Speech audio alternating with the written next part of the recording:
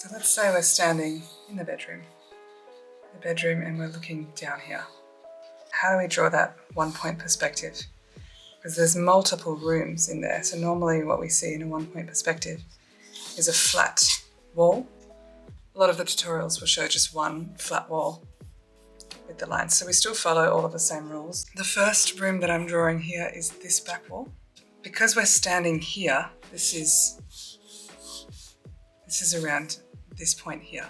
So I'm not doing it in the center because if we were in the center, we wouldn't see everything. We're looking down here. And we're going to go about eye level, which would be around here. So that's going to be our vanishing point. Now we draw our guidelines.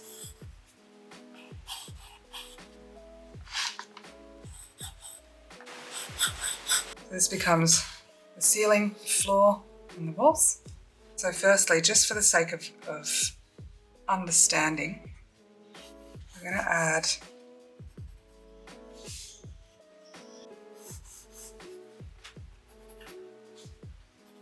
you won't be able to see any of this, but we're drawing it just so that our brains understand what's going on. So I'm going to add the window, it goes around here. That's where the computer's going to be. And we don't really need a proper chair because we're not going to see it.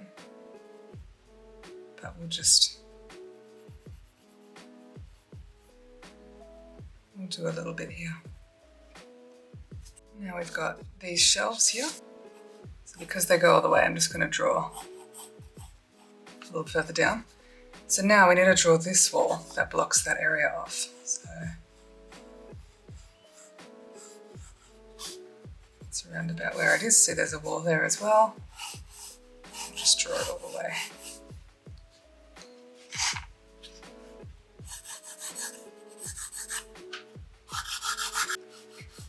And this is completely open here. So we don't need to draw anything up there. Now we're going to draw here.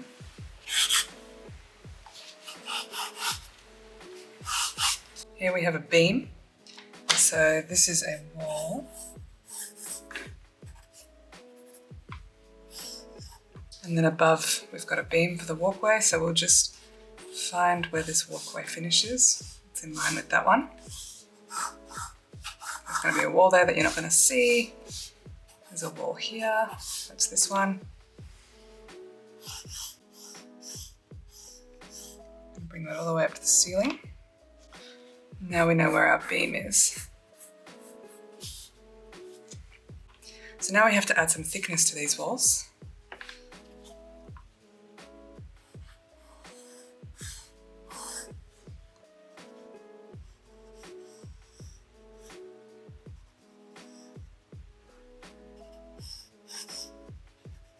And then we keep going. So we know that that's, see here, that's a cabinet, floor to ceiling cabinet, that's a floor to ceiling cabinet. They have tops, go all the way to the ceiling. We'll start filling out the details of those a little bit later. So we're standing here, this whole thing is this wall, right? So we don't need to draw any of that. We can't see that. We can only see through this hole. So the reason that we drew all of that again is to just understand, visualize everything that's in there so that we know what's showing. Obviously you could sort of figure out what's showing from here, but this is just from a learner's perspective. That might make it a little bit easier to wrap your head around what you're seeing here.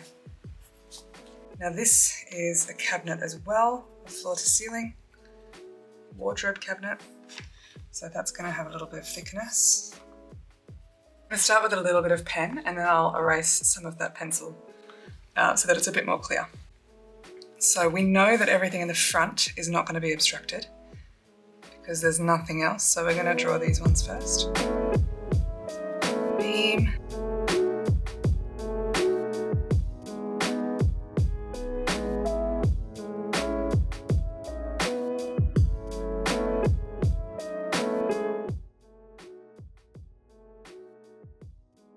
So now that we've got that just to avoid any confusion, I'm going to erase everything that we can't see. So remember, this is this wall here.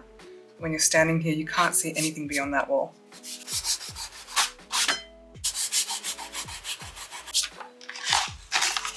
Now it's starting to look a little bit more like a hallway view. So now I'm going to draw the cabinet. So the cabinetry is 18 mils thick. So it's going to have encapsulated. And this part I'm just freehanding because I haven't really decided the exact design of the wardrobe yet. This was just quite conceptual. So I'm going to say there's a shelf there.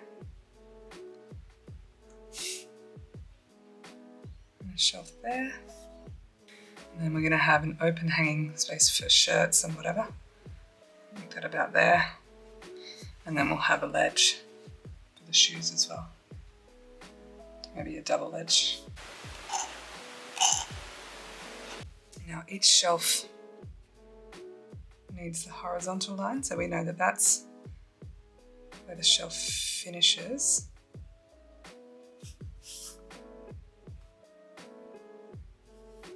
These ones will be underneath. And now we can just draw, just say that these are some folded up jumpers or something. Rail.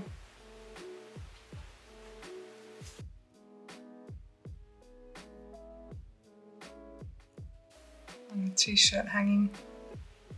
This is all very vague, it doesn't have to look perfect. And then a pair of slippers or something, just to show. You don't need to fill all of this up, we're just showing that this is where the shoes go. It doesn't have to be a full wardrobe. So now we know that this is also a bookshelf. Well, I know that because I designed it. Again, adds thickness.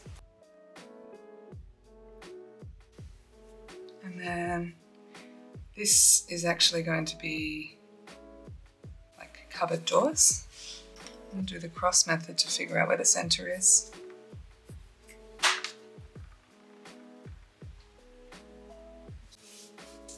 And then the rest is bookshelves. And you know, as this is a lot further away, we really don't need that much detail at all.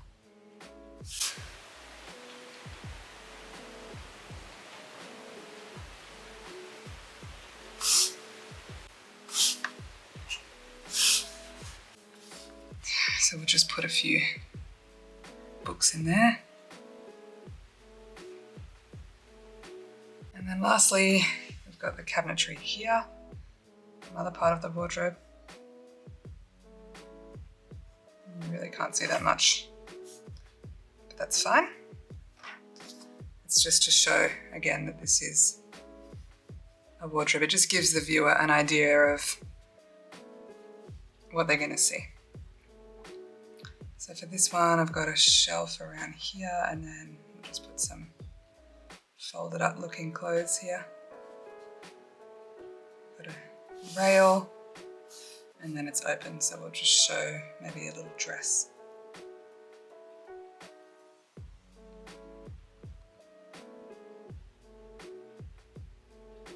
Dress. And that'll show a bit better if we add some colour as well. This design has timber floors. Further away they are, closer together they are. And as we start getting closer, we draw them further apart. And then some little bits just to show that it's planks. And these need to follow the perspective rules as well.